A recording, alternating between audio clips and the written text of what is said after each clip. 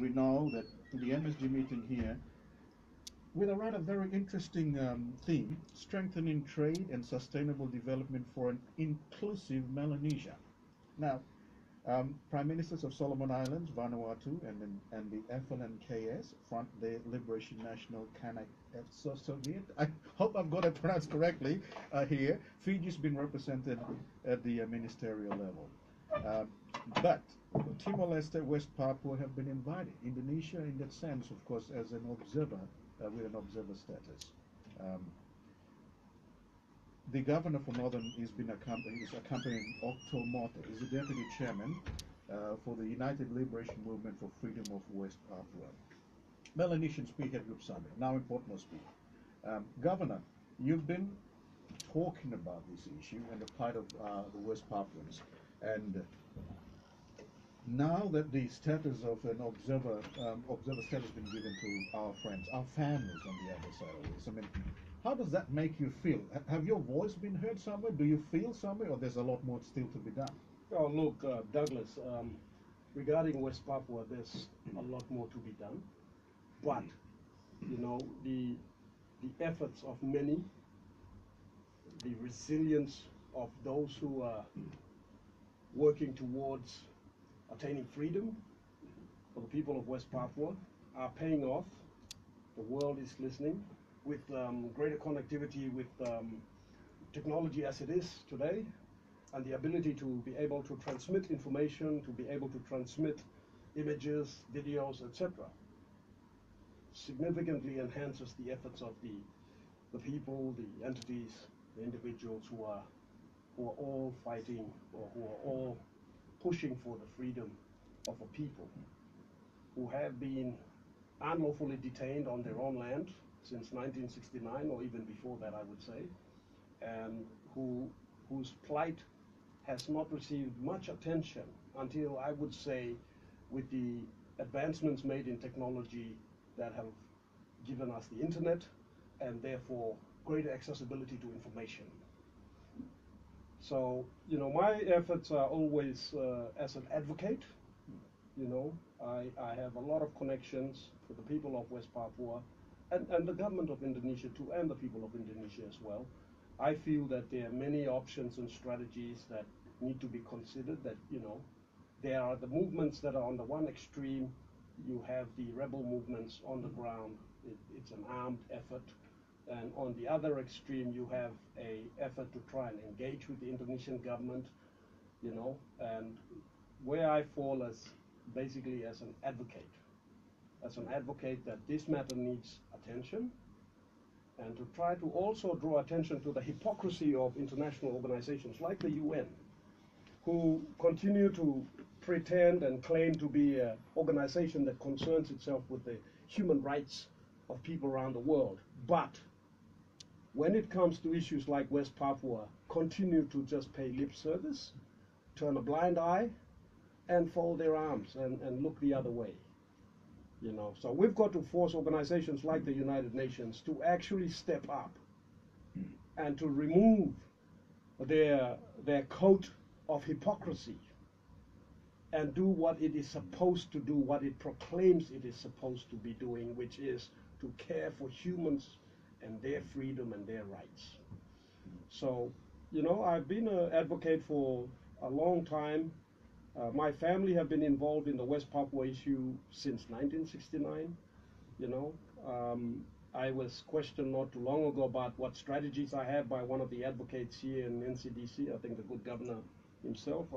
Unfortunately, I've not met and had the opportunity to speak to him. He has never spoken to me about it. But the fact of the matter is, whoever is making an effort to promote the West Papua issue, insofar as bringing their plight to the world stage, the attention of the world, I am in support of that. And look, Douglas, just very quickly, you know, what is unspoken, what is not said often enough, is the atrocious human rights abuse that takes place at the hands of the Indonesian government, especially the military, the intelligence forces, who have racked up an impressive array of violations, torture, rapes and murders, and a death toll that is in the vicinity of 500,000 since 1969. You can't ignore this. You can't ignore this. And I ask, why are these people who are our people, why are these Melanesians, why are these Pacific Islanders ignored this way by the rest of the world? If an event were to occur in Paris or Sydney, whereby a person lost his life, you know, or there was some element of torture or abuse of human rights, the world goes crazy. The world media goes nuts.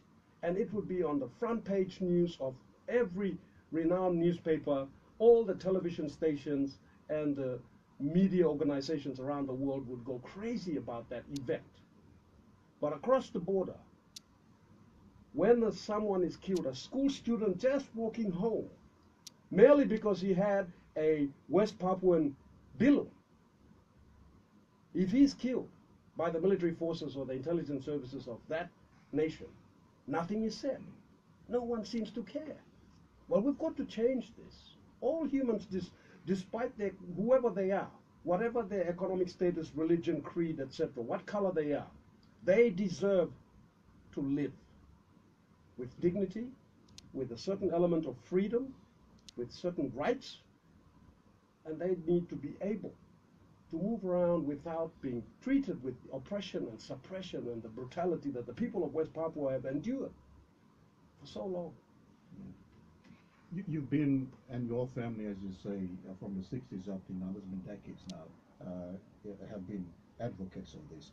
Now, at the helm as the governor for Northern Province and a leader around the country, what's your relationship like? I mean, we know Indonesia now is an associate member of the MSG. Have you gone knocking on their doors and bringing up these issues? Oh, look, I have a lot of, Douglas, I have a lot of friends in the Indonesian government and people who are also passionate and concerned. You know, let us say that the people of Indonesia are not the enemy. You know, it's a system that needs to be dismantled, a system that needs to be paid attention to so that it does not oppress and suppress a group of people who deserve to live in dignity and freedom. Look, West Papua as a nation was supposed to be a free nation in the 1950s, I believe 1951 or thereabouts. They were in the process of becoming a free country. The reason why they are the way they are now is primarily for economic convenience, and it's for the economic convenience of a very powerful clique of institutions, organizations, individuals who have taken advantage of that situation, who have put in place that arrangement so that they can continue to rape and plunder the resources in West Papua for their own profit and their purposes, which are driven ultimately by greed. And that's not right. And if all of us claim to be people who concern ourselves with the rights of human beings and stand by what is just and what is right, then we can't sit and let this happen and ignore this, you know. The governor for Northern Province, Hon.Gary, Juffa, and as an advocate for the West Papuan plea, he's also been accompanied by Octo, Mote, Deputy Chairman for the United Liberation Movement for Freedom of West Papua. In light of the MSG, the Melanesian Spearhead Group meeting that's currently underway, we understand, of course, Indonesia is now an associate member of the MSG. The United Liberation Movement for West Papua and Timor-Leste are observers, and the Melanesian Spearhead, or the MSG now in Port Moresby, and one of the discussion agendas is the United Liberation Movement for West Papua's application for full membership of the Melanesian Spearhead Group, MSG.